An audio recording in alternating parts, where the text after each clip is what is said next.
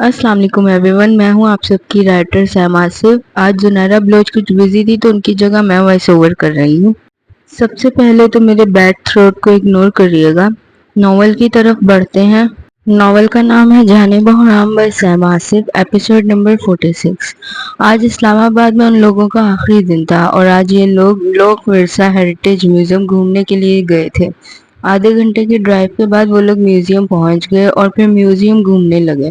वहां इन सब ने पाकिस्तान में चलती आई सदियों पुरानी सकाफत और तहजीब, रस्म रवाज और लोगों का पुराने ज़माने में रहन सहन का अंदाज, इनके बनाए गए कच्चे घर और पाकिस्तान के 4 सूबे पंजाब, सिंध, बलोचिस्तान और खैबर पख्तूनख्वा के देहाती इलाकों में पहने जाने वाले ट्रेडिशनल कपड़े और पुराने ज़माने में खाना बनाने के लिए किन बर्तनों का इस्तेमाल किया जाता था, किस तरह के सजावटी सामान घर सजाने के लिए इस्तेमाल किया जाता था, सब कुछ देखा। अदा, सफ़ा और आयशा के साथ साथ बाकी सब लोग भी ये सब कुछ देखकर बहुत खुश थे।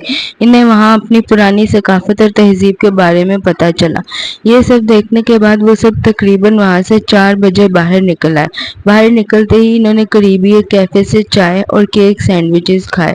तभी आयशा भागती बहराम के पास आई, जो बैठा सबसे बातें करता चाय पी रहा था। आयशा भागकर आती बहराम की गोद में चढ़ने की कोशिश करने लगी तो बहराम ने मुस्कुराते आयशा को अपनी गोद में बैठाया। बहराम भैया, अब हम कहाँ जाएंगे? अब हम होटल जाएंगे और रेस्ट करेंगे। नहीं ना, मुझे डायनासोर देखना। आयशा की बात सुनते बहराम फौरन बोला तो आयशा ने मुंह बनाते जवाब दिया। वह सुबह से कितनी बार डायनासोर देखने का बोल चुकी थी, फिर अदा और आयशा की डिमांड पर हो और बहराम पूरी ना करे, ये तो नामुमकिन था। इसलिए बहराम ने डायनो वैली जाने का प्रोग्राम बनाया था, मगर आयशा को तंग करने के लिए वो हर बार आयशा को वापस होटल जाने का कहता था, जिस पर आयशा मुंह बनाती इतने प्यार से बोलती कि बहराम इसे मजीद तंग करने लगता। तो तुम सुहेल भैया को देख लो, मैं तुझे डायनासोर लगता हूँ? मैंने तुझे कितनी बार कहा है, तू मुझे सिर्फ और सिर्फ बुलडॉग लगता है और कुछ भी नहीं लगता। बहराम की बात सुनते सुहेल फौरन बोला तो बहराम ने मुस्कुराते जवाब दिया, जिस पर सुहेल ने एक तीखी मुस्कुराहट इसकी तरफ पास की।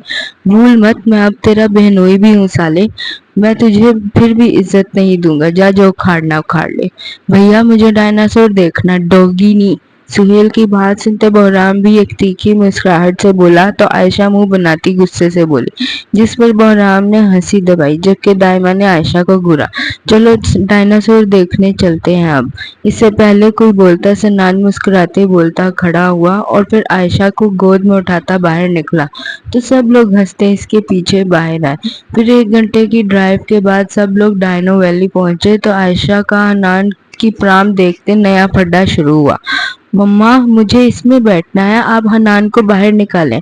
आयशा जरा खान को कॉपी करते जरमीना बेगम को मम्मा कहती थी। इस वक्त भी प्राम देखती जरमीना बेगम से बोली तो जरमीना बेगम हैरान हुई। आयशा, ये हनान जितने बेबी की होती है, देखे मैं भी हनान जितनी हूँ, मुझे ठाएं इसमें। जरमीना बेगम की बात सुनते आयशा घुटने फोल्ड करती जमीन पर बैठती बोली तो जुबिया ने कहका लगाया। फिर वो फौरन आगे बढ़ी, मगर आशी जान तो बहुत अच्छी बेबी है, अपने फुट पर चलती है। नहीं आशी जान अच्छी बेबी नहीं है, मुझे इसमें बैठना है, नान को उठाएं इसमें से। जुबिया के मुस्कुराकर आयशा की टांगे सीधी करते बोलने पर आयशा पैर पटकती बोली तो दाइमा को गुस्सा आया। जुबी तुम हटो, मैं इसे दरख्त के पीछे वाले जिन बाबा को पकड़ा देती हूँ, वो इसके फुट काट देगा, फिर अच्छा होगा। दाइमा की गुस्सीली आवाज सुनते सब लोग दाइमा के पास पहुंचे तो आयशा की अनोखी जिद सुनते सुहेल, आलियान और जरखान ने कहका लगाया, जबकि बहराम ने आगे बढ़ते आयशा को गोद में उठाना चाहा तो वो चिल्लाते दूर हुई। नहीं दो नहीं, मुझे इसमें बैठना है। इस लड़की की जिद्दें देखो। रिलैक्स दाइमा, वो बच्ची है अभी। आयशा को चिल्लाते देखकर दाइमा फौरन बोली तो बहराम ने मुस्कुराते जवाब दिया, जिस पर दाइमा इसे और आयशा को देखकर रह गई। तभी आलियान आगे बढ़ा। तुम्हें पता है आशीजान, वहाँ आगे एक अंकल फ्री पॉपकॉर्न दे रहे हैं। सच्ची? ढेर सारे पॉपकॉर्न? हाँ बहुत सारे। आलियान की बात सुनते आयशा अपनी जिद भूलती खुशी से बोली तो जरखान ने फौरन जवाब दिया, जिस पर आयशा ने ना आओ देखा ना ताओ फौरन आगे को भागी तो आलियान और जरखान ने इसके पीछे दौड़ लगाई, जबकि बाकी सब ने शुक्र का कलमा अदा किया। आयशा भाग कर आती पॉपकॉर्न वाले के पास खड़ी हुई। مجھے فری والے زیادہ سارے پاپ کارن چاہیے۔ عائشہ کی بات سنتے عالیہ نے اس آدمی کو اشارہ کیا تو اس نے فوراً باکس میں ڈالتے پاپ کارن عائشہ کو پکڑائے، جسے عائشہ نے خوش ہوتے پکڑا اور کھانے لگی تو عالیہ نے پاپ کارن کے پیسے دیے۔ پھر عائشہ نے سب کو دکھاتے اور چڑھاتے اپنی فری کے پاپ کارن کھائے اور اس میں سے ایک بھی کسی کو کھانے نہ دیا۔ اس کے بعد سب لوگ ڈائنو ویلی گھومنے لگے اور تھک کر وہاں بنے پارک میں گول دائرے کی صورت میں بیٹھے تو عائشہ سب کے بیچ میں کھڑی ہوئی۔ چلو میں آپ سب کو ڈانس دکھاتی ہوں۔ عاشی، بری بات، اچھی لڑکیاں ڈانس نہیں کرتی۔ پوئم سناؤ؟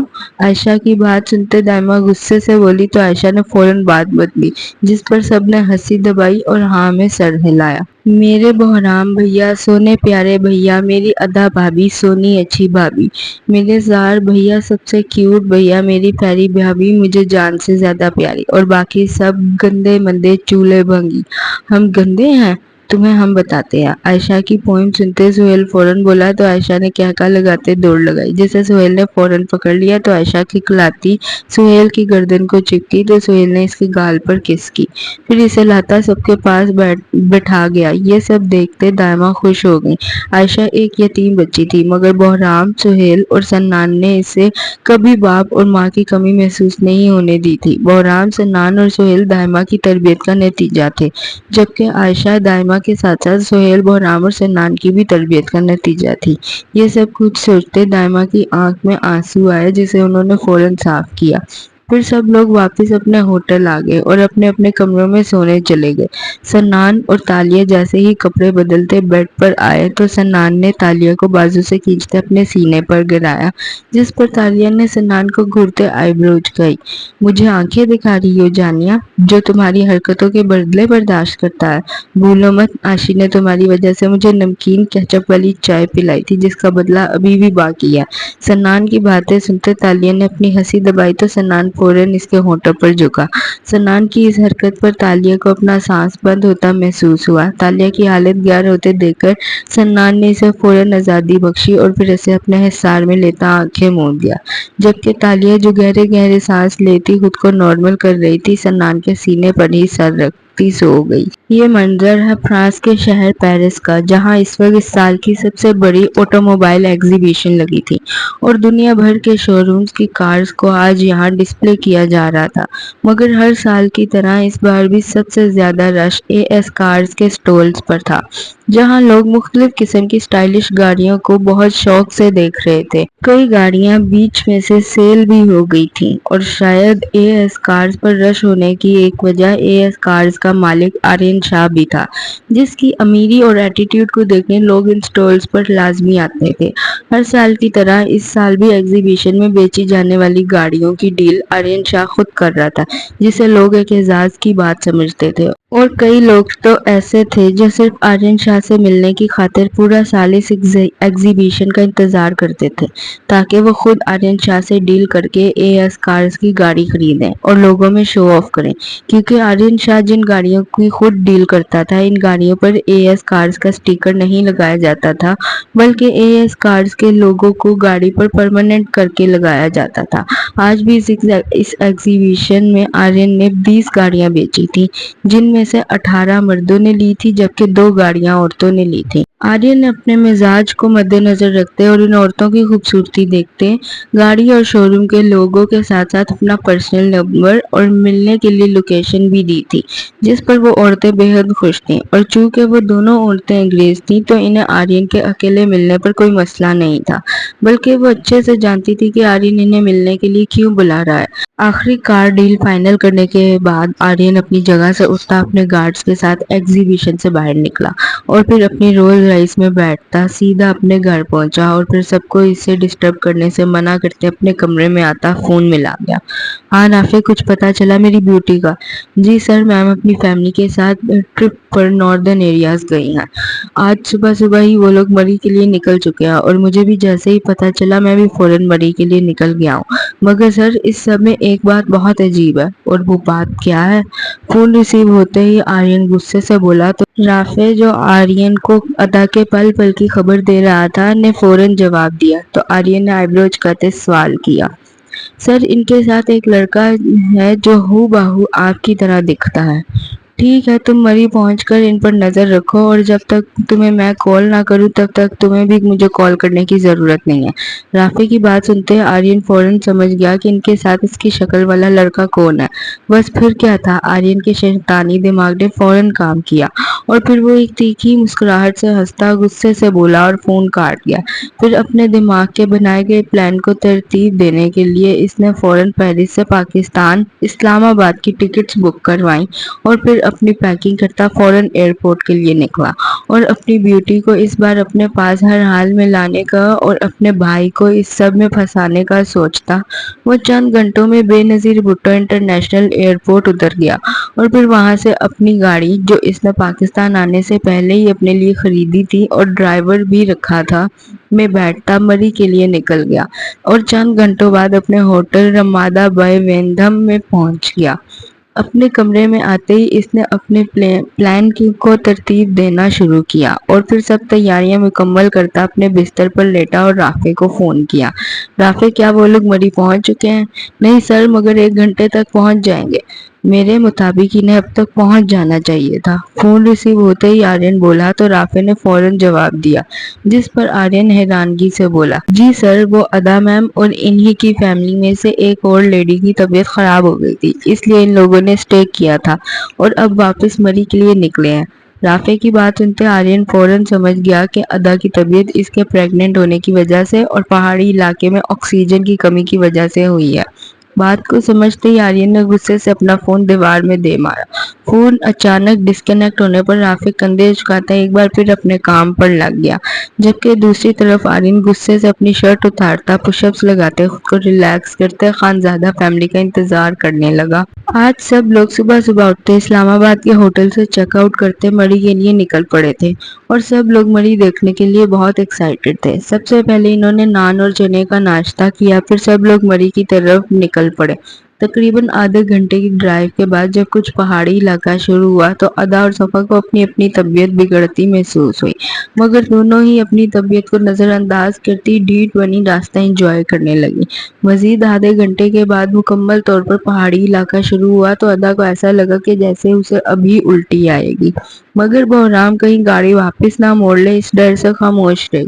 ابھی تھوڑا ہی آگے گئے تھے کہ ادا نے یکدم بہرام کے بازو اور اپنے منہ پر ہاتھ رکھا تو بہرام نے ایمرجنسی انڈیکیٹر دیتے فوراً گاڑی سائیڈ میں روکی اور پھر ادا فوراً گاڑی سے اترتی بھاگ کر ایک کونے میں گئی اور الٹی کر دی تو بہرام بھی پانی کی بوتل لیتا پریشانی سے ادا کے پاس آیا۔ جانے بہرام، کیا ہوا، تم ٹھیک ہو؟ جی وہ بس مجھے الٹی آ گئی، دائمہ نے کہا تھا اس حالت میں ہوتی ہے الٹی۔ بہرام کے پریشانی سے سوال کرنے پر ادا فوراً بولی اور پھر اس نے دائمہ کی بات یاد دلانا ضروری سمجھا، اس ڈر سے کہ کہیں بہرام اسے واپس ہی نہ لے جائے۔ ادا کی بات سنتے بہرام کچھ پرسکون ہوا تو صفا نے منہ پر ہاتھ رکھا اور پھر فوراً منہ پھیرتے الٹی کی تو زرخان بھی پریشان ہوا۔ ایک کام کرو، پاس کہیں کچھ دیر ریسٹ کر لو، تھوڑی دیر فریش ہوا لیں گی تو ٹھیک ہو جائیں گی۔ زرمینہ بیگم کی بات سنتے سب نے ہاں میں سر ہلایا اور پھر قریبی ایک ڈھابے پر گاڑی روکی تو سب لوگ نکل کر گھومنے پھرنے لگے۔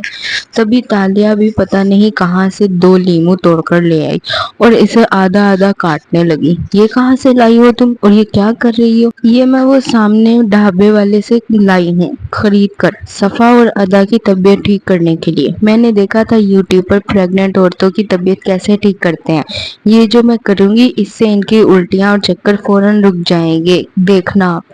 سچی تالیہ، آپ بھی کیسے کرتے ہیں طبیعت ٹھیک؟ زرمینہ بیگم کی بات سنتے تالیہ فوراً بولی تو صفا نے فوراً پاس آتے سوال کیا، جس پر تالیہ ہلکا سا مسکرائی اور پھر اس نے آدھا لیموں پکڑتے صفا کو اپنے قریب کیا اور اس کا سر پکڑتے زبردستی سے لیموں کا کھٹا رس پلایا تو صفا نے اپنا آپ چھڑانا چاہا، مگر وہ بھول گئی تھی کہ تالیہ میڈم بھی مرجان کی طرح چور تھی، اس لیے اس کی بھی پکڑ بہت مرجان کی طرح بہت مضبوط تھی۔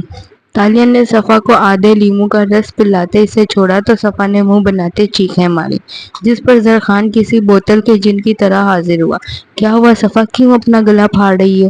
ظاہر اس بھوتنی نے مجھے زبردستی لیموں کھلایا۔ زرخان کے سوال پر صفا روتی بولی تو زرخان نے صفا کو اپنے سینے میں بھیجتے تالیہ کو گھورا، جس پر وہ اسے اگنور کرتی لیموں لیتی ادا کی طرف بڑھی۔ ادا جو پہلے ہی تالیہ اور صفا کو دیکھ چکی تھی بھاگ کر سنان کے پیچھے چھپی تو سنان زرخان نے تالیہ کو نفی میں سر ہلاتے منع کیا، جس پر تالیہ نے مسکراتے ہاں میں سر ہلاتے ادا کا بازو پکڑا تو ادا ایک جھٹکے سے اپنا بازو چھڑاتی بھاگ کر بہرام کی طرف بڑھی، جو سہیل اور ریان کے ساتھ کھڑا عائشہ کو پہاڑ دکھا رہا تھا۔ اس سے پہلے کہ ادا بہرام تک پہنچتی، تالیہ نے بیچ میں ہی اسے قابو کیا اور اسے بھی صفا کی طرح زبردستی لیمو کا کھٹا رس پلایا تو ادا نے ہاتھ پیر مارتے خود کو چھڑانا چاہا۔ تبھی بہرام کے ساتھ کھڑے عالین کی نظر ان دونوں پر پڑی۔ بہرام، یہ تالیہ بھابھی کے ساتھ کیا کر رہی ہے؟ عالین کے سوال پر بہرام نے پریشانی سے تالیہ کی طرف دیکھا۔ تالیہ کی قید میں ادا کو دیکھتے بہرام غصے سے اس کی طرف بڑھا۔ تب تک تالیہ ادا کو رس کھلا چکی تھی، اس لیے بھاگ کر سنان کے پیچھے چھپی تو بہرام نے تالیہ کے پیچھے جانے کی بجائے روتی بلکتی ادا کو سنبھالا۔ بہرام، اس بھوتنی نے مجھے لیمو کھلایا۔ ہاں بھائی، اس بھوتنی نے مجھے بھی لیمو کھلایا۔ ادا کی بات سنتے بہرام نے غصے سے تالیہ کو دیکھا، جو سنان کے پیچھے سے ہلکا سا سر نکالے بہرام کو دیکھ رہی تھی۔ تبھی صفا بھی بہرام کے پاس آتی بولی تو بہرام نے ایک تیکھی مسکراہٹ زرخان کی طرف اچھالی، جس کے ہاتھ میں آلریڈی لیمو پکڑا تھا۔ پھر بہرام تالیہ کو اگنور کرتا زرخان، صفا اور ادا کو اپنے ساتھ لے کر گیا۔ جبکہ عالیہ نے انہیں بسکٹ لا کر دیے تو ادا اور صفا نے بسکٹ کھایا۔ اپنی جان بہرام سے بچتا دیکھ کر تالیہ خوش ہو گئی اور سنان کے پیچھے سے باہر نکلتی ادھر ادھر گھومنے لگی۔ پھر کیا تھا، بس زرخان اور بہرام نے خاموشی سے تالیہ کو گھیرا ڈالتے پکڑا اور جیسے اس نے صفا اور ادا کو لیمو کھلایا تھا ٹھیک ویسے ہی اسے بھی لیمو کھلایا تو سب نے کہکا لگایا، جبکہ تالیہ لیمو کا رس پیتے عجیب و غریب شکلیں بنانے لگی۔ یہ غلط ہے، میں تمہاری بیگمات کی طبیعت ٹھیک کر رہی تھی۔ ہاں تو ہم نے تمہیں ایڈوانس میں کھلا دیا تاکہ تمہاری طبیعت خراب ہو ہی نہ۔ تالیہ کی بات سنتے بہرام فوراً بولا تو تالیہ نے منہ بنایا، تم تو ہماری بیگمات سے دور رہا کرو، نہیں تو کیا کرو گے تم؟ میں تمہیں میری بہن کے عہدے سے فارغ کر دوں گا، پھر میری بس ایک ہی بہن ہوگی اور وہ ہوگی مرجان۔ مرجان کے ساتھ ہم ہماری بیگمات کو آسانی سے چھوڑ تو جاتے ہیں، تمہارے ساتھ چھوڑتے ہوئے بھی 300 دفعہ ڈر لگتا ہے تم نے ان کا حال بگاڑ دینا ہے۔ زرخان کی بات سنتے تالیہ فوراً بولی تو زرخان نے مسکراتے جواب دیا۔ تبھی بہرام بھی بولا، جس پر تالیہ کا چمبک فیچر آن ہوا اور وہ اچانک چھلانگ لگاتی زرخان اور بہرام کی گردنوں کو ایک ساتھ چپکی تو سب نے کہکا لگایا، جبکہ زرخان اور بہرام نے اس کے شر سے پناہ مانگی۔ پھر کچھ دیر وہاں مزید رکتے، ظہر کی نماز پڑھتے سب نے کھانا کھایا اور پھر واپسی مڑی کی طرف روانہ ہوئے۔ مزید آدھے گھنٹے کے بعد سب لوگ اپنے ہوٹل پہنچ گئے اور پھر ہوٹل میں سامان رکھتے باہر نکلے اور مڑی کی سیر کی۔ دوسری جانب ان کے پہنچنے کی خبر آرین کو مل چکی تھی اور اب وہ ان سب کے ساتھ دماغی گیم کھیل کر اپنی بیوٹی کو ہمیشہ ہمیشہ کے لیے اپنے ساتھ لے جانے والا تھا، اس بات سے انجان کہ وہی بیوٹی اب اس کی جان کا عذاب بنتے اسے اس فانی دنیا سے رخصت کر دے گی۔